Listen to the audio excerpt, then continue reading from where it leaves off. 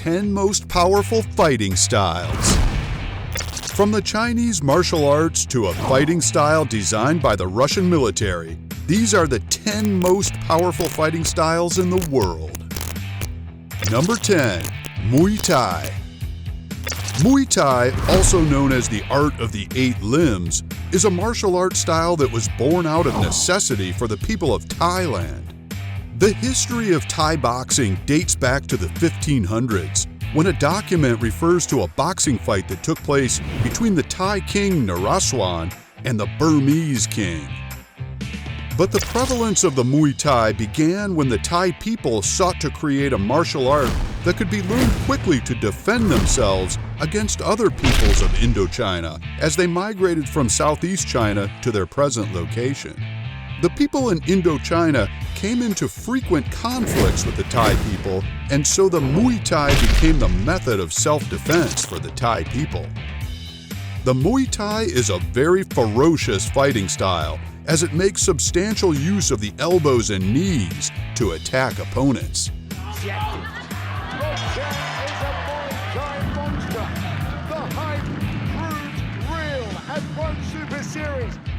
Number 9. Kung Fu. Kung Fu is perhaps one of the most popular martial arts in the Western world, thanks to a plethora of martial arts movies that made their way into the mainstream media. Kung Fu broadly refers to the Chinese martial arts, which encompass the study and practice of martial arts that require patience, energy, and a substantial amount of time to master. The fighting style has been practiced for centuries, and it is one of the oldest hand-to-hand combat styles in the world. It was used by Chinese warriors as both a form of attack and defense. Kung Fu has many styles, but they all have one ultimate goal, which is to strike the enemy with lightning speed and inescapable power. This is what makes Kung Fu one of the deadliest and most powerful martial arts in the world.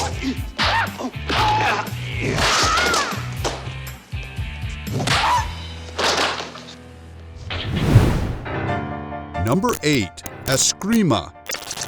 Also known as Arnis or Kali, Escrima is the national martial arts of the Philippines. The Filipinos have practiced Escrima for hundreds of years, protecting this tradition and honing the skills that come with the art. Escrima is a martial arts style that emphasizes the use of weapons such as sticks, knives, bladed weapons, and other improvised weapons. This fighting style combines the use of weapons with an open hand technique that can be executed without weapons. This fighting style involves a specialized skill set that involves delivering lightning-quick punches, grabbing the hands and feet of opponents, disarming opponents, and killing them. Even when the open hand technique of Escrima is employed, opponents can still be killed with bare hands. Today, Escrima exists in 2 versions. One involves the wearing of full body armor, equipped with a mask to protect the face of the fighter. The other version maintains the native brutality of the fighting style. It involves the fighter's use of metal sticks and little sponges to finish off their opponents. This version of Escrima is a lot more brutal than the other version, and it only takes place in illegal fights. Number 7. Bacom. This Peruvian martial art is one of the deadliest martial arts in the world. Developed in the streets of Lima for the Peruvian military, Bacom has a reputation for being extremely vicious.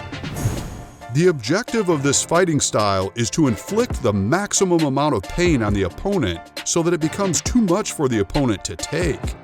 More often than not, after a fight, the loser ends up dead, which shows just how deadly this martial art can be. The emphasis of this martial art is power. Fighters are trained to inflict serious damage to their opponents with extremely powerful attacks designed to disrupt their opponent's balance. There is also an element of surprise in Bacom, as fighters are allowed to use hidden, secret weapons in the battle to stun their opponents.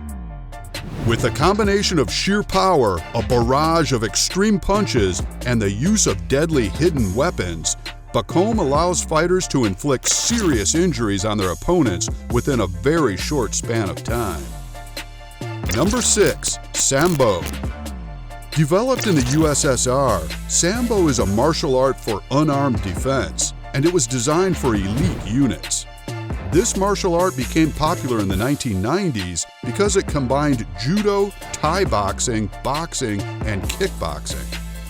Sambo was originally reserved for Red Army soldiers and government agents in the USSR, but as crime in the country began to increase, this martial art was taught to security guards and even private bodyguards who took the liberty to add the use of small weapons to the fighting style.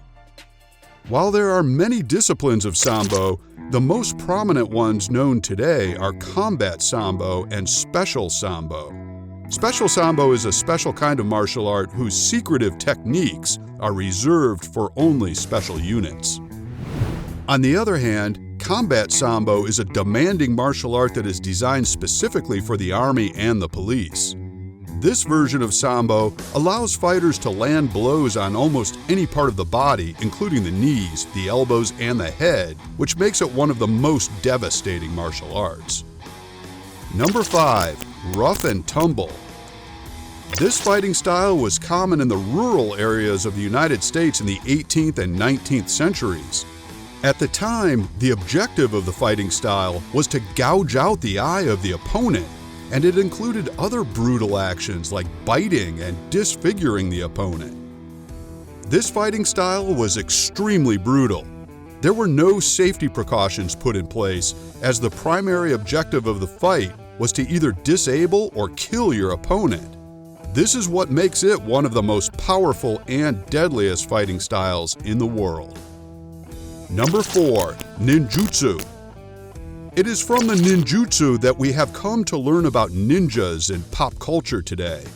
Originating in 13th century Japan, the art of ninjutsu employs an array of skills that includes information gathering, navigating and surviving in nature, hiding and sneaking up on opponents, avoiding enemies, and fighting with bare hands and various weapons. Those who practice ninjutsu are called ninjas. Initially, it was considered a dishonorable martial art form, but since it has made its way into Western media in the 70s and 80s, ninjutsu has been accepted worldwide. Now practiced by tens of thousands all over the world, the ninjutsu is still strictly controlled by its home school and spiritual leader in Japan. It is without a doubt one of the most effective systems of self-defense and one of the most powerful martial arts in the world. Number 3. Vale tudo. The Vale tudo is not as common as other Brazilian martial arts like the Brazilian Jiu-Jitsu or the Capoeira, but with a name which is translated as anything goes, the Vale tudo is one of the most powerful and deadliest combat sports in the world. The sheer brutality of this fighting style means that duels only take place underground, away from the media, where it would be roundly condemned for its brutality. Number 2. Line. Abbreviated from the name Linear Infighting Neural Override Engagement, line is the combination of various martial arts techniques, including judo's classical hip throws, and it was used by the U.S. Marine Corps throughout the 1990s. Today, line is still employed by several special forces within the United States. The objective of this fighting style is to directly kill your opponent, which made it one of the most lethal martial arts in the world. Number 1. Krav Maga. Undoubtedly the most powerful and the most lethal fighting technique in the world, the Israeli martial art Krav Maga is a practical method of combat that trains fighters to prevent and resolve any form of violence and attack. Krav Maga is a combination of self-defense, martial, and combat skills which are unique and relatively easy to learn. Krav Maga does not care for the well-being of the opponents, and as such, losing against a Krav Maga fighter could be fatal.